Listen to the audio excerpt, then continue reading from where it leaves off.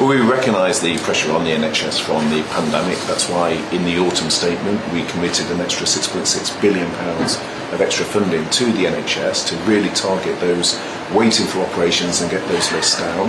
And we hugely value the work that nurses do, and that's why we accepted in full the recommendations of the independent pay review body.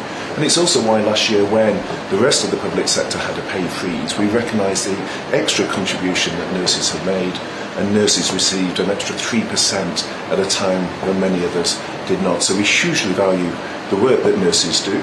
3/4 of trusts are not on strike today, and we're hugely grateful to their contributions, but also in those trusts that are striking, a lot of nurses are still working either through the delegations or as part of those trusts, and that is massively appreciated. You say you value nurses, but you won't pay nurses what they want, what they need, what they deserve. There are nurses going to food banks.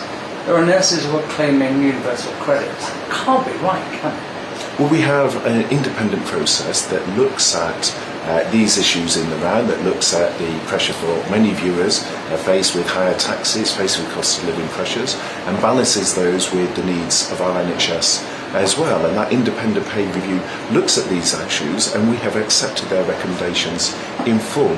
But we also recognise the huge contribution that we saw from nurses during the pandemic, and that's why last year we made a special case where nurses got an extra 3% when others in the public sector did not. But we've got to balance that against what is affordable to the wider economy, and asking for a 19% pay rise way above what most viewers themselves are receiving is not affordable given the many other economic pressures that we face.